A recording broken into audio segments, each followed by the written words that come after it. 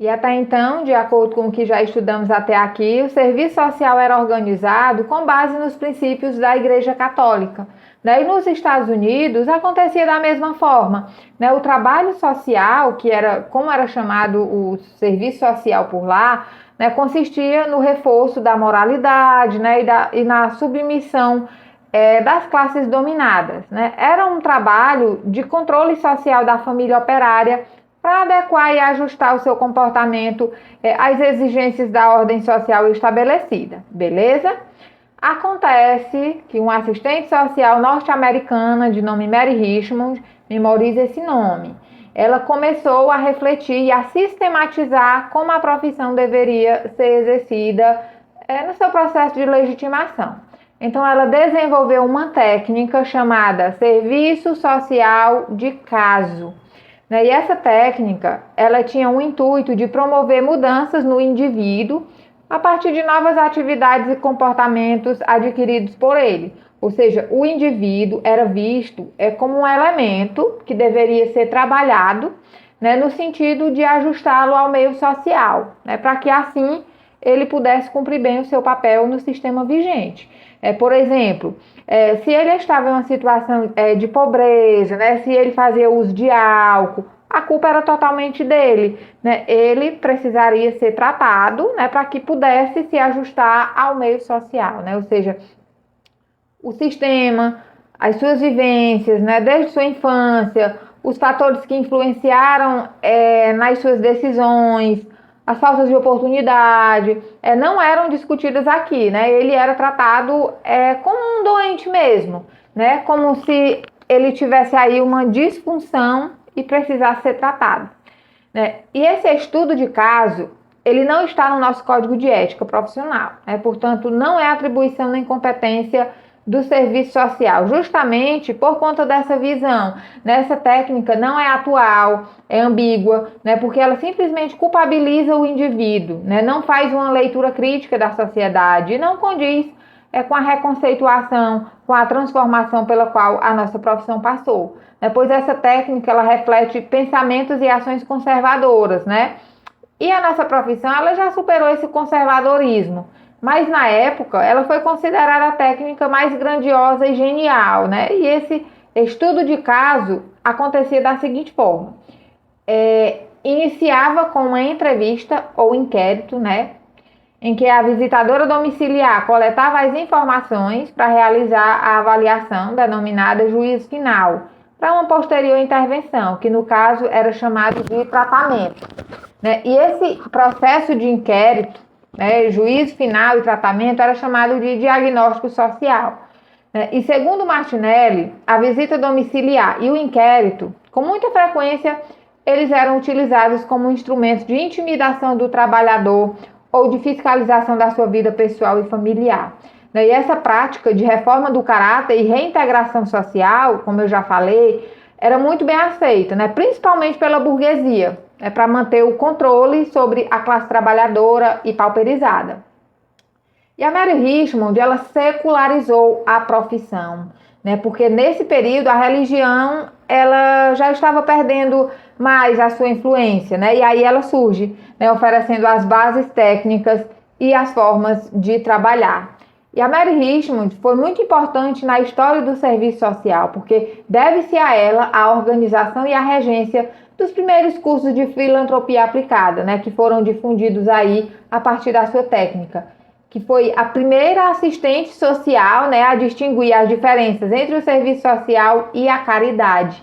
E é importante salientar que foi através do trabalho das visitadoras sociais domiciliares que o serviço social iniciou as suas primeiras atividades nas instituições públicas americanas, que eram nos tribunais de justiça, nos casos em que houvesse criança, nos tribunais da infância, nesses tribunais, as visitadoras domiciliares atuavam realizando inquérito, nos hospitais, vários hospitais passaram a demandar a presença das assistentes sociais nas equipes de saúde. O trinômio higiene, educação e saúde, eles caracterizavam o serviço social na época, que inclusive no campo de atuação para a área escolar, onde as profissionais trabalhavam com as crianças que tinham dificuldades na aprendizagem. Aí, algumas décadas depois do serviço social de caso, foram introduzidos outros métodos, que eram o serviço social de grupo e o serviço social de comunidade, né? O serviço social de grupo, como já se pode deduzir, né, ele se utilizava de abordagens grupais, né, pois com o aprofundamento da crise capitalista, houve a necessidade de se trabalhar com grande demanda, porque o serviço social de caso, ele já não estava mais dando conta do processo, né? E esse método de trabalho em grupo tinha como intuito fortalecer a personalidade dos participantes, né? Por meio da capacidade de liderança, de tomada de decisão, né? Mas o que essa técnica ela queria de fato era ajudar os indivíduos a se desenvolverem, né? Ou melhor dizendo, a se ajustarem aos valores, né, às normas da sociedade, né? E ainda nesse viés de ajuda, né? Pois aqui não se falava em acesso a direitos e empoderamento do indivíduo, né? Por exemplo, nesses grupos eram desenvolvidas a capacidade de tomada de decisões que favorecessem a quem? A classe dominante, né? Era basicamente isso. Portanto, suas bases estavam intimamente ligadas aos movimentos de autoajuda, né? E tinham um enfoque terapêutico e disciplinador, né? Como meio de facilitar o processo de integração, né? Adaptação àquela realidade, né? Àquela sociedade, né? Porque lembre-se, o serviço social atuava na perspectiva em que o indivíduo deveria se ajustar ao meio, né? E com essa técnica se fazia isso por meio de grupos, né, que ajudavam a conter o comportamento do homem inadequado, né, desequilibrado, né, a tomar decisões corretas que atendessem às expectativas das classes dominantes. Então, a proposta trabalhada dentro desses grupos era como vencer a solidão dos grandes centros urbanos, né, desenvolver laços de amizade, ajuda mútua entre as pessoas, né, era basicamente isso. Né? E para isso eles bebiam de fontes como a psicologia, a pedagogia, né? No entanto, sem rever questões sociais mais profundas, né? Pois consideravam que o problema estava no homem e não na sociedade, né? E nessa técnica se fazia isso por meio de grupos, né? Daí o nome serviço social de grupo.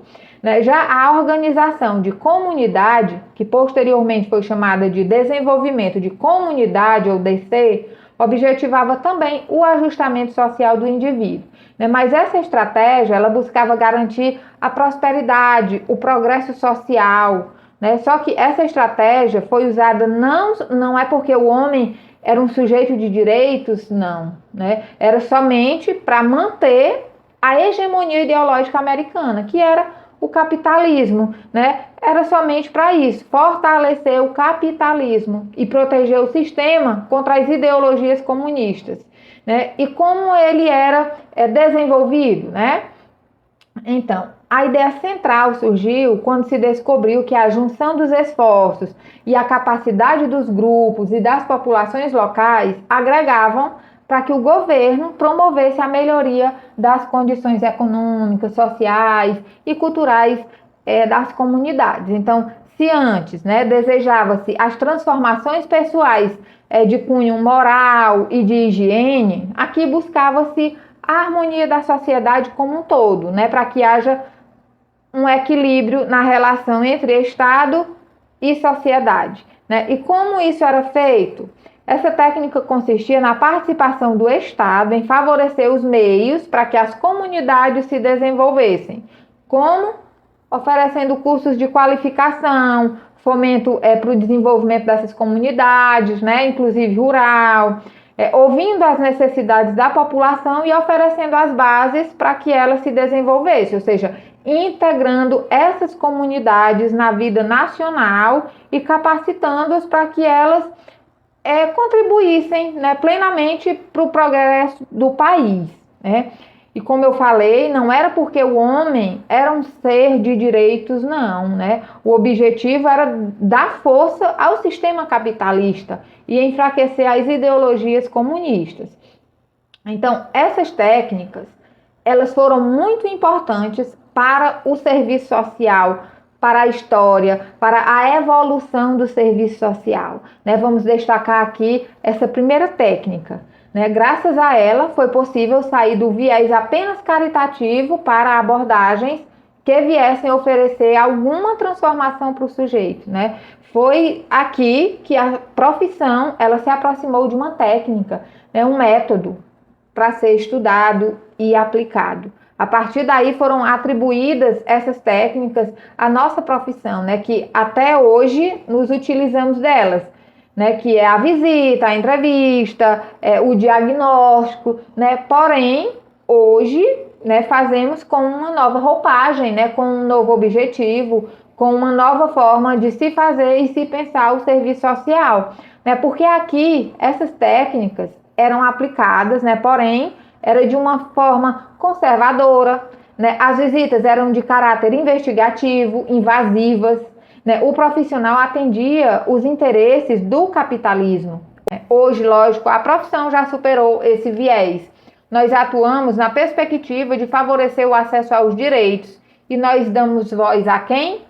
Ao usuário, né? Por isso é importante a gente estudar a história da profissão, que é para não correr o risco da gente repetir os mesmos erros, né? A gente quer conhecer os erros para aprender com eles, né? Porque se uma coisa não funcionou no passado, a gente não vai mais replicar hoje, né? Um outro exemplo, encontro grupal, né? Dentro do CRAS mesmo existe um serviço cujo nome é Serviço de Convivência e Fortalecimento de Vínculos, que a metodologia de trabalho é encontro grupal, né? O PAIF, que é outro serviço do CRAS, também realiza encontros com grupos.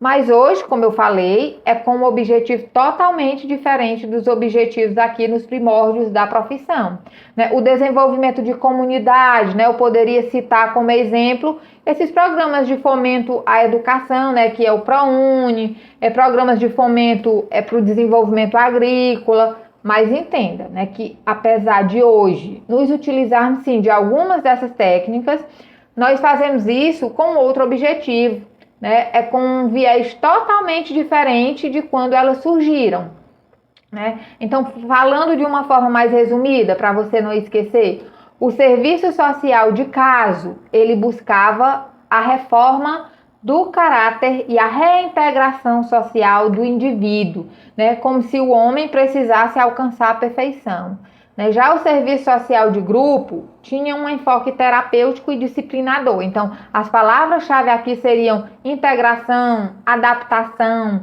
né? E o desenvolvimento de comunidade buscava o ajustamento social para a busca do bem-estar da coletividade e da harmonização na relação entre Estado e sociedade, para assim alcançar a superação do subdesenvolvimento. E esses foram os 3 primeiros métodos adotados inicialmente, né? Estudo social de caso, grupo e desenvolvimento de comunidade.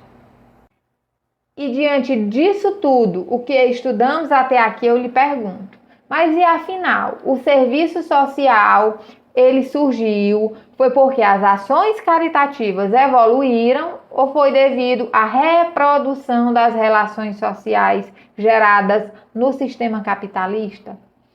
E essa discussão ela foi levantada por diversos autores, dentre eles Carlos Montano, né, em seu livro A Natureza do Serviço Social, que para ele existem 2 teses opostas, né, sobre a gênese, ou início, o surgimento, né, do serviço social, que são elas, a perspectiva endogenista e a perspectiva histórico-crítica. Na perspectiva endogenista, defende-se que a profissão ela decorre do exercício da caridade e da filantropia, né? Pois para alguns autores que defendem essa tese, eles entendem o surgimento do serviço social como sendo qualquer forma anterior de ajuda, retroagindo sua análise até mesmo à Idade Média ou até os primórdios da história, né? Tem até autores que consideram apenas os antecedentes ligados às formas de ajuda, né, organizadas e vinculadas à questão social. Portanto, trata-se de um viés acrítico, ahistórico, né, pois desconsidera todo o processo crítico e toda a construção histórica em que a evolução do serviço social se deu. Já a perspectiva histórico-crítica apresenta uma análise em oposição à perspectiva endogenista. Ela entende que o surgimento da profissão está inserido em um contexto histórico e não como um desenvolvimento interno das formas de ajuda, né, descontextualizada da realidade social, né, mas sim como sendo um produto e reprodutora das relações sociais. E ainda sob essa perspectiva, está entre os autores que defendem essa tese José Paulo Neto e Marilda Yamamoto, né, que inclusive ela foi a pioneira no pensamento desta linha teórica, né, lá no início dos anos 80, que de acordo com ela, o serviço social se situa na reprodução das relações sociais. Agora vamos falar sobre o serviço social na América Latina.